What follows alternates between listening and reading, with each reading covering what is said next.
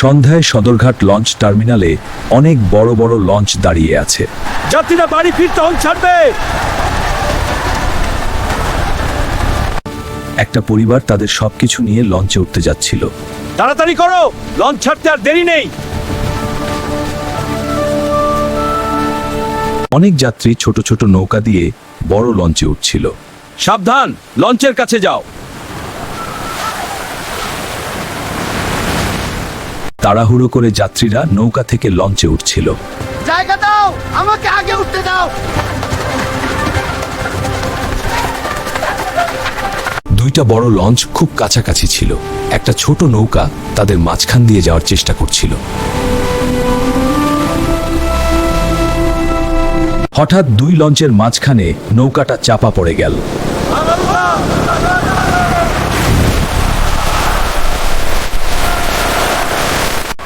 নৌকাটা ভেঙে যাত্রীরা নদীতে পড়ে গেল।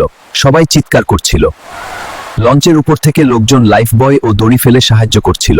দড়ি ধরো, লাইফ বয় কাছে আনো।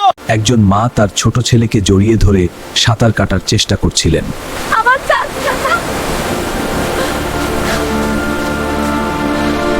একজন পুরুষ তার স্ত্রী ও ছেলেকে হারিয়ে পাগলের মতো কাঁদছিলেন। আমার বউ, আমার বাচ্চা, তারা কোথায় গেল? আমি কি নিয়ে বাঁচবো?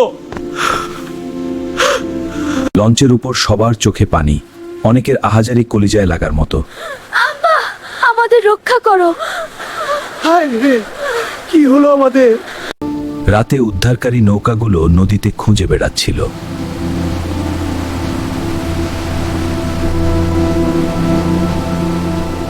যে বাচ্চাটা বেঁচে গিয়েছিল সে তার মায়ের জন্য অবিরাম কাঁদছিল। মা, মা, তুমি কোথায়? আমাকে একা ফেলে চলে গেলে কেন? সবাই আল্লাহর কাছে দোয়া করছিল, হে আল্লাহ, যারা হারিয়ে গেছে তাদেরকে জান্নাত দাও, তাদের পরিবারকে ধৈর্য দাও। যে বাবা তার পরিবার হারিয়েছেন তিনি একদম ভেঙে পড়েছিলেন। আমি কি নিয়ে বাড়ি ফিরবো?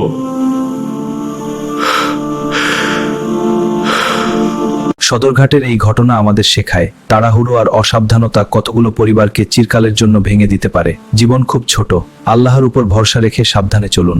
আমিন।